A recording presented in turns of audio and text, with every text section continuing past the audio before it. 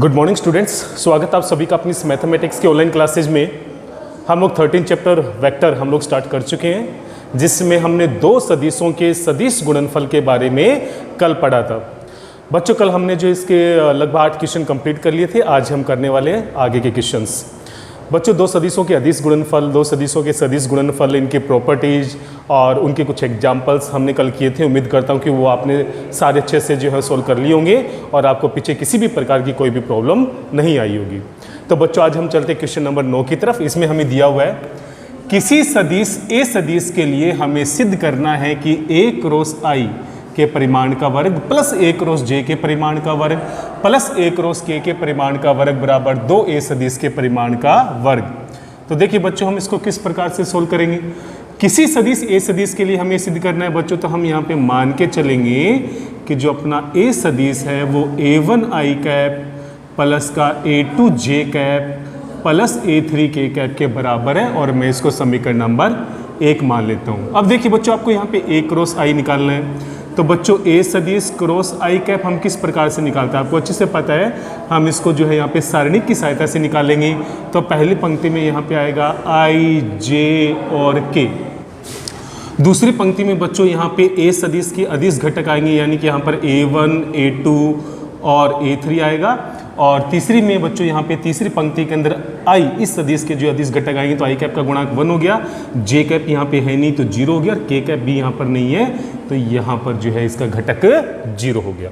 तो देखिए बच्चों, यहाँ पर हम इसका प्रसार करेंगे यहाँ पे आई कैप के सापेक्ष। तो देखिए बच्चों, पंक्ति स्तंभ को छोड़ेंगे तो आपके पास यहाँ पे 0 आएगा, माइनस जे कैप के सापेक्ष प्रसार करेंगे, पंक्ति स्तंभ को छोड़ेंगे तो आपके पास यहाँ पे 0 माइनस a3 आएगा, और प्लस के कैप के सापेक्ष जब बच्चों हम इसका प्रसार करेंगे तो अपने पास पंक्ति स्तंभ को छोड़ने पर यहाँ पर 0 माइनस a2 आएगा। तो देखिए बच्चों, यहाँ पे कुल मिलाकर प्लस का a3 जे कैप और माइनस का a2 के कैप जो है वो हमें प्राप्त होगा। तो देखिए बच्चों, जब हम इसका परिमाण लेंगे ए सदिश क्रॉस आई कैप का जब हम परिमाण लेंगे तो बच्चों अपने पास यहाँ पे a3 स्क्वायर और प्लस में बच्चों अपने पास यहाँ पे a2 स्क्वायर आएगा। तो देखिए बच्चों, यहाँ पे जब मैं इसके परिमाण का वर्ग करता हूँ, क्योंकि मुझे यहाँ पे ए क्रॉस आई के परिमाण का वर्ग चाहिए, तो ए सदिश क्रॉस आई के परिमाण का जब वर्ग करेंगे बच्चों तो यहाँ पे a3 स्क्वायर और प्लस में अपने पास a2 स्क्वायर आएगा, और ये हो जाएगी समीकरण नंबर 2। इसी प्रकार देखिए बच्चों, जब हम यहाँ पे ए क्रॉस जे कैप निकालते हैं सारणी की सहायता से, तो अंश में यहाँ पे जो पहली पंक्ति है वहाँ पे आई जे और के आएगा। दूसरी पंक्ति में ए सदिश के अदिश घटक यानी a1 a2 और a3 आएंगे। तीसरी पंक्ति में बच्चों यहाँ पे जे कैप दिया हुआ है, इसका मतलब आई कैप का अदिश घटक 0 है, जे कैप का अदिश घटक 1 हो जाएगा, और के कैप का अदिश घटक यहाँ पे 0 होगा। और बच्चों हम जैसे इसका आई कैप के सापेक्ष, जे कैप के सापेक्ष और के कैप के सापेक्ष प्रसार करेंगे तो इस सारणी का मान आएगा। तो देखिए बच्चों, आई कैप के सापेक्ष क्या होगा, पंक्ति और स्तंभ को छोड़ेंगे तो बच्चों ये 0 माइनस यहाँ पे a3 होगा। जब बच्चों जे कैप के सापेक्ष हम इसका प्रसार करेंगे, पंक्ति स्तंभ को छोड़ेंगे बच्चों, तो यहाँ पर आएगा आपके पास 0 माइनस 0, और प्लस जब के कैप के सापेक्ष प्रसार करेंगे बच्चों तो आपके पास आएगा a1 माइनस 0। तो बच्चों यहाँ पे कुल मिलाकर आपके पास माइनस का a3 आई कैप और बच्चों यहाँ पे प्लस का a1 के कैप के रूप में आपको ये जो ए क्रॉस जे है वो प्राप्त हो जाएगा। तो देखिए बच्चों, यहाँ पे ए क्रॉस जे का जो परिमाण है वो आपके पास आएगा यहाँ पे अंडर रूट में a3 स्क्वायर और प्लस a1 स्क्वायर। तो बच्चों यहाँ पे ए क्रॉस जे के परिमाण का जो वर्ग है बच्चों वो आपके पास a3 स्क्वायर और प्लस में a1 स्क्वायर के इक्वल आएगा। तो बच्चों ये हो जाएगी समीकरण नंबर 3। आप देख सकते हैं बच्चों, जब मैंने ए क्रॉस आई का परिमाण निकाला तो ए क्रॉस आई के परिमाण के अंदर यहाँ से a1 गायब है, a2 स्क्वायर और a3 स्क्वायर आया है। जब मैंने ए क्रॉस जे निकाला तो यहाँ से a2 गायब है, a1 स्क्वायर और a3 स्क्वायर आया है। इसी प्रकार बच्चों, जब मैं यहाँ पे ए क्रॉस के निकालूंगा तो इस बार a3 यहाँ से हटेगा, a1 स्क्वायर और a2 स्क्वायर आएगा। तो बच्चों यहाँ पे मैं लिख सकता हूँ इसी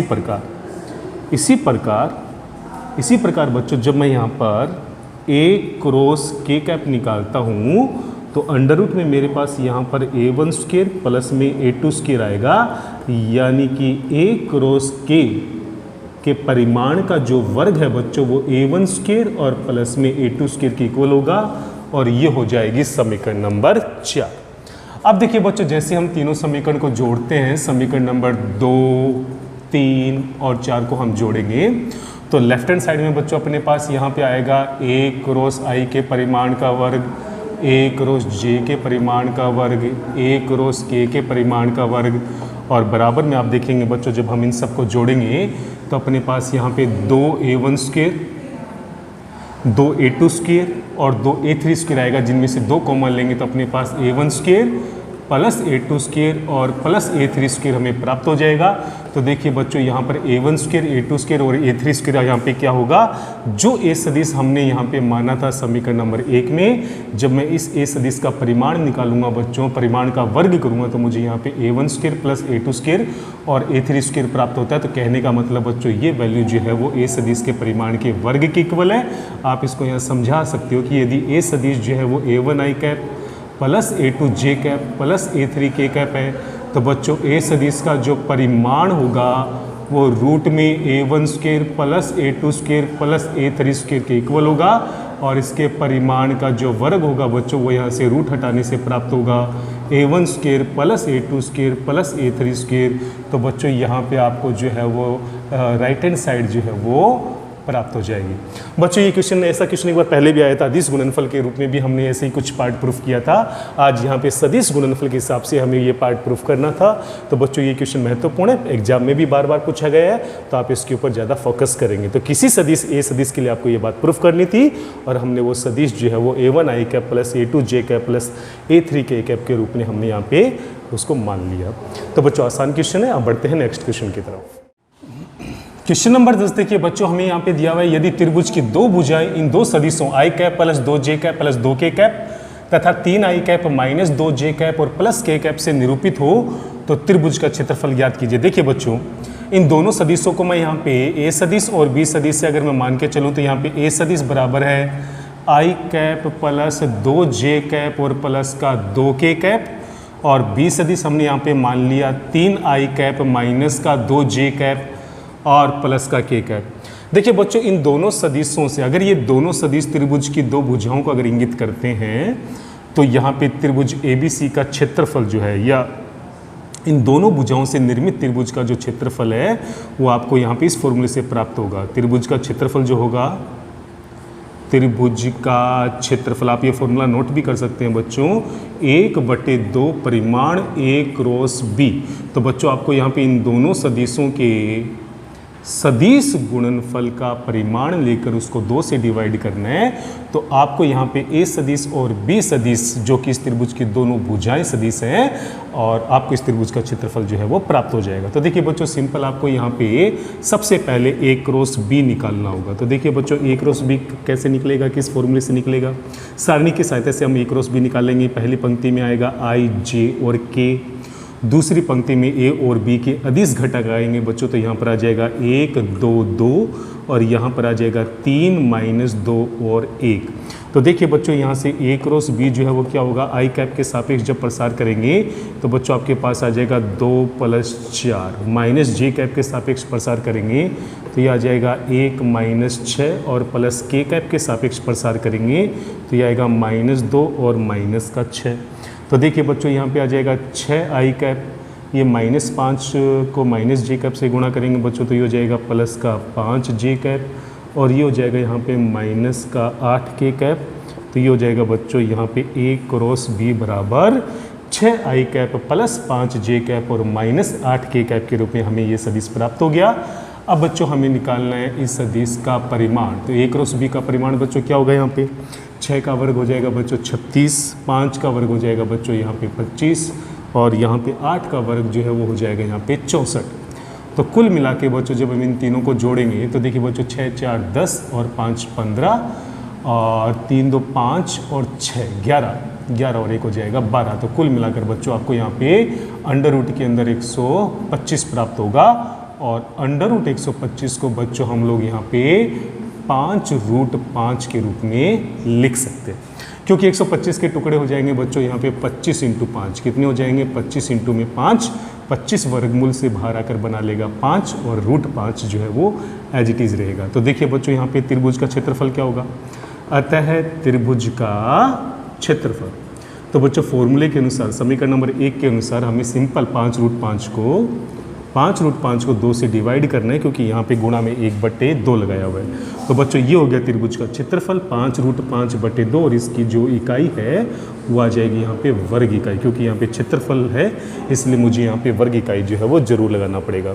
तो बच्चों यहाँ पे आपने कुछ नया सीखा है। यहाँ पे त्रिभुज का क्षेत्रफल अगर उसकी 2 भुजाएं आपको दी गई हैं सदिश रूप में, तो कौन से फॉर्मूले से हम त्रिभुज का क्षेत्रफल प्राप्त करेंगे? 1/2 a सदिश क्रॉस b सदिश का परिमाण। तो बच्चों आपको ये फॉर्मूला जो है याद भी रखना है और आप इसको नोट भी कर सकते हैं। वैसे काफ़ी क्वेश्चन जो है ये काफ़ी आसान है, केवल छोटी सी कैलकुलेशन होगी और हमें इसका आंसर जो है वो प्राप्त हो जाएगा। देखिए बच्चों, हमने यहाँ पे एक्सरसाइज 13.3 जो है वो कंप्लीट कर ली है। अब मैं आपको इसका महत्वपूर्ण एग्जाम्पल बताने जा रहा हूँ, एग्जाम्पल नंबर 20। इसमें देखिए बच्चों हमें क्या दिया गया है, इसमें हमें 3 बिंदु दिए गए हैं जो कि ए की समतल में स्थित है। ए जिसके निर्देशांक है 1, 2, 2, बी के निर्देशांक है 2, -1 और 1, और सी के निर्देशांक है -1, -2 और 3। तो समतल में ये कोई 3 बिंदु हो तो समतल ABC की अभिलंब की दिशा में एक सदिश ज्ञात कीजिए जिसका परिमाण जो है वो 5 इकाई है। देखिए बच्चों, अगर यहाँ पर ABC A की समतल में स्थित है तो देखिए बच्चों यहाँ पे ABC, तो देखिए बच्चों यहाँ पर AB और AC, इन 2 सदिशों को मुझे निकालना पड़ेगा ताकि मैं 2 सदिशों के लंबवत दिशा में या अभिलंब की दिशा में एक मात्रक सदिश जो है वो इस फॉर्मूले से प्राप्त कर सकूँ। n कैप बराबर AB सदिश क्रॉस AC सदिश बटे AB क्रॉस AC। तो बच्चों यहाँ पे ये फॉर्मूला हम पहले भी पढ़ चुके हैं। किन्हीं भी 2 सदिशों की लंबवत दिशा में एक मात्रक सदिश ज्ञात करने का यही फॉर्मूला होता है। तो देखिए बच्चों, हमें क्या करना है, यहाँ पे AB सदिश और AC सदिश ज्ञात करना है। इस फॉर्मूले से मैं उन दोनों की लंबवत दिशा में एक मात्रक सदिश ज्ञात करूँगा और बाद में बच्चों मुझे यहाँ पे 5 परिमाण का सदिश ज्ञात करना है। तो इस एक मात्रक सदिश को जैसे मैं 5 से गुणा करूँगा तो मुझे इन दोनों सदिशों की लंबवत दिशा में 5 परिमाण वाला सदिश जो है वो प्राप्त हो जाएगा। देखिए बच्चों, यहाँ पे AB सदिश कैसे निकालेंगे? देखिए बच्चों, सिंपल है। AB सदिश हम कैसे निकालेंगे? फॉर्मूला 2 बिंदुओं से गुजरने वाले सदिश का जो फॉर्मूला होता है वो होता है बच्चों यहाँ पे x2 - x1 i cap plus में y2 - y1 j cap plus बच्चों यहाँ पे हो जाएगा z2 - z1 k कैप। देखिए बच्चों, मैं आपको थोड़ा सा और एक्स्ट्रा बता देता हूँ यहाँ पे कि ये जो फॉर्मूला है इस फॉर्मूले का दूसरा रूप भी यहाँ पे हो सकता है। देखिए बच्चों, मैं यहाँ पे x2 को i कैप से गुणा करूँगा तो आप देख सकते हैं बच्चों यहाँ पर ये x2 i कैप और यहाँ पर ये हो जाएगा y2 j cap plus y2 j cap plus हो जाएगा बच्चों ये z2 k कैप, और इसमें से मुझे माइनस करना होगा -x1 i कैप। तो बच्चों यहाँ पे हो जाएगा माइनस का x1 i कैप, यहाँ पे हो जाएगा बच्चों आपके पास माइनस का y1 j कैप। तो बच्चों यहाँ पे आपके पास आ जाएगा माइनस कॉमन ले चुके हैं तो y1 j कैप, और इसी प्रकार प्लस का z1 k कैप आपके रूप पास से बचेगा। तो देखिए बच्चों, मैं आपको इस फॉर्मूले का दूसरा रूप बताने का प्रयास कर रहा हूँ। यहाँ पर ये सदिश जो है बच्चों, ये बिंदु x2 y2 z2 यानी बिंदु B के निर्देशांक यहाँ पे अगर ये होते हैं तो ये उनका स्थिति सदिश है, यानी कि यहाँ पर ये OB वेक्टर है। अगर A के निर्देशांक जो है बच्चों वो मैं यहाँ पे x1 y1 और z1 लेता हूँ और B के निर्देशांक अगर x2 y2 z2 लेता हूँ तो x2 i cap plus y2 j cap plus z2 k cap जो है वो यहाँ पर बिंदु B का पोजीशन वेक्टर है, स्थिति सदिश है, अर्थात OB सदिश होगा। और माइनस बच्चों यहाँ पर x1 y1 z1 अगर बिंदु A के निर्देशांक है तो x1 i cap plus y1 j cap plus z1 k cap जो है वो बिंदु A का स्थिति सदिश होगा, अर्थात OA सदिश होगा। तो बच्चों याद रखना, किसी भी वेक्टर को अगर आपको उसको इस रूप में लिखना हो तो AB वेक्टर हो जाता है OB माइनस OA, यानी पहले B का पोजीशन वेक्टर और उसके बाद में माइनस A का पोजीशन वेक्टर। इसी प्रकार बच्चों अगर आपको यहाँ पे CD सदिश निकालना हो तो पहले D का पोजीशन वेक्टर यानी कि OD सदिश और उसके बाद में C का पोजीशन वेक्टर यानी कि OC सदिश। तो बच्चों यहाँ पे इस प्रकार से ये फॉर्मूला भी जो है हम यहाँ पे इस्तेमाल कर सकते हैं। तो देखिए बच्चों, यहाँ पर OB वेक्टर क्या होगा? OB वेक्टर बहुत सिंपल है, बिंदु B का पोजीशन वेक्टर क्या होगा? बिंदु B के निर्देशांक है 2 -1 और 1, तो इसका पोजीशन वेक्टर सिंपल इनके i कैप j कैप और k कैप लगाने से प्राप्त हो जाएगा। तो बच्चों ये हो जाएगा यहाँ पे 2 i कैप माइनस का j कैप और प्लस का k कैप, और माइनस ओ ए वैक्टर कैसे निकालेंगे, बिंदु ए के जो निर्देशांक है 1, 2 और 2, इसके आप आई कैप प्लस 2j कैप और प्लस 2k कैप के रूप में हम इसको लिखेंगे। बच्चों आप यहाँ पे डायरेक्ट यहाँ पे x1 y1 z1 की वैल्यू 1 2 3 और x2 y2 z2 की वैल्यू 2 -1 और 1 रखकर भी आप यहाँ पे इसको प्राप्त कर सकते थे, लेकिन मोस्टली आपको यहाँ पर ये स्थिति जो है वो क्वेश्चंस में दी हुई मिलती है, तो ये भी आपको समझना बहुत जरूरी था। तो देखिए बच्चों यहाँ से ए बी वैक्टर क्या आएगा आपके पास, 2 आई कैप में से आई कैप घटाएंगे तो बच्चों यहाँ पे आई कैप आएगा, माइनस जे कैप और माइनस का 2j कैप तो बच्चों ये माइनस का 3j कैप हो जाएगा, के कैप में से 2k कैप घटाएंगे बच्चों तो ये माइनस का k कैप हो जाएगा। तो बच्चों ये हो जाएगी यहाँ पे समीकरण नंबर 1। इसी प्रकार बच्चों मैं यहाँ पे निकालने वाला हूँ AC वेक्टर, तो जब AB वेक्टर को मैं OB माइनस OE लिख सकता हूँ, तो AC वेक्टर को मैं यहाँ पर OC माइनस OA वेक्टर लिखूंगा, क्योंकि पहले C का पोजीशन वेक्टर आएगा, उसके बाद में A का पोजीशन वेक्टर आएगा। अब देखिए बच्चों यहाँ पे OC वेक्टर क्या होगा, OC वेक्टर सिंपल जो बिंदु C के निर्देशांक है उसके आई कैप, जे कैप और के कैप लगा दो, तो देखिए बच्चों ये बनेगा माइनस का आई कैप, माइनस का 2j कैप और प्लस का 3k कैप। और देखिए बच्चों यहाँ पे OA वेक्टर क्या हो जाएगा, आई कैप प्लस में 2j कैप और प्लस का 2k कैप। तो देखिए बच्चों यहाँ पे AC वेक्टर आएगा आपके पास माइनस आई कैप और माइनस आई कैप हो जाएगा बच्चों माइनस का 2 आई कैप, माइनस 2j कैप और माइनस 2j कैप हो जाएगा माइनस का 4j कैप, और 3k कैप में से 2k कैप घटाएंगे बच्चों तो बचेगा प्लस का k कैप, और ये हो जाएगी समीकरण नंबर 2। अब देखिए बच्चों हमें क्या करना है, AB वेक्टर और AC वेक्टर के लंबवत दिशा में आपको एक मात्रक सदिश ज्ञात करना है, जो कि इस फॉर्मूले से हम लोग उसको निकालेंगे। तो बच्चों मुझे यहाँ पे AB क्रॉस AC का मान निकालना होगा। तो देखिए बच्चों यहाँ से AB क्रॉस AC का मान किस प्रकार से निकालेंगे, AB क्रॉस AC हमें यहाँ पे सारणी की सहायता से निकालना होगा, जिसमें पहली पंक्ति में आएगा I, J और K, पहली पंक्ति में आ जाएगा I, J और K, दूसरी पंक्ति में AB सदिश के अदिश घटक यानी कि 1, -3 और -1, और AC सदिश के अदिश घटक तीसरी पंक्ति में आएंगे अर्थात -2, -4 और प्लस का 1। अब जब बच्चों इसका हम प्रसार करेंगे तो देखिए आई कैप के सापेक्ष प्रसार करेंगे तो क्या आएगा, ये हो जाएगा यहाँ पे -3 और -4, माइनस जे कैप के सापेक्ष जब हम इसका प्रसार करेंगे बच्चों तो ये हो जाएगा यहाँ पे 1 -2, प्लस के कैप के सापेक्ष जब हम इसका प्रसार करेंगे बच्चों तो ये हो जाएगा यहाँ पे -4 और ये हो जाएगा यहाँ पे -6। तो देखिए बच्चों यहाँ पे AB क्रॉस AC जो है वो आपके पास आ जाएगा -7 आई कैप, ये हो जाएगा बच्चों प्लस का j कैप, और ये हो जाएगा बच्चों -10k कैप। तो बच्चों यहाँ पे AB क्रॉस AC जो है वो आपको -7 आई कैप, प्लस का j कैप और -10k कैप के रूप में प्राप्त हो जाता है। अब देखिए बच्चों आपको सिंपल क्या करना है, इसके अभिलंब की दिशा में एक मात्रक सदिश ज्ञात करने के लिए इसी सदिश के परिमाण का हमें भाग देना है। तो देखिए बच्चों क्या आएगा यहाँ पे, तो बच्चों फॉर्मूले के अनुसार यहाँ पे n कैप जो है वो हो जाएगा AB क्रॉस AC, और बट्टे में यहाँ पर आएगा AB क्रॉस AC के परिमाण का भाग देना है।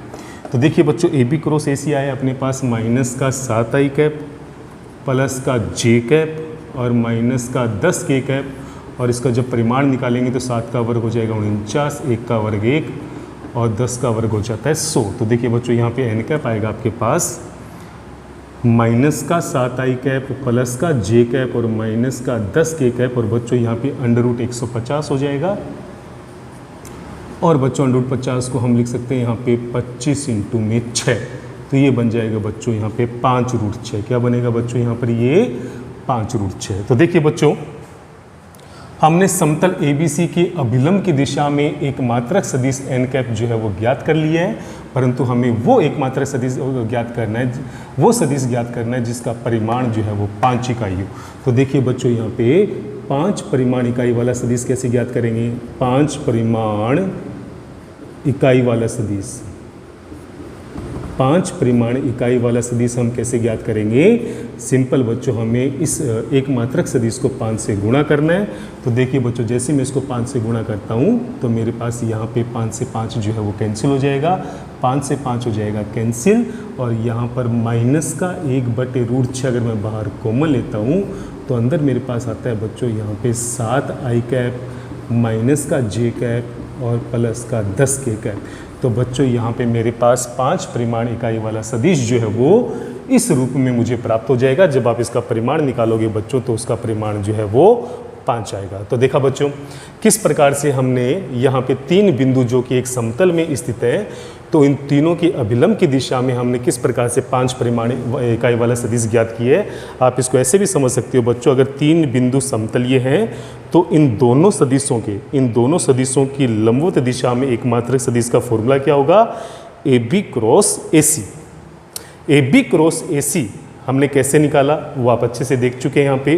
तो AB क्रॉस AC के लंबवत दिशा में एकमात्रक सदिश कैसे ज्ञात करेंगे, इस फॉर्मूले से ज्ञात करेंगे बच्चों। AB क्रॉस AC बटे AB क्रॉस AC के परिमाण का भाग देंगे, उसके बाद मुझे इसको 5 परिमाण में कन्वर्ट करना था।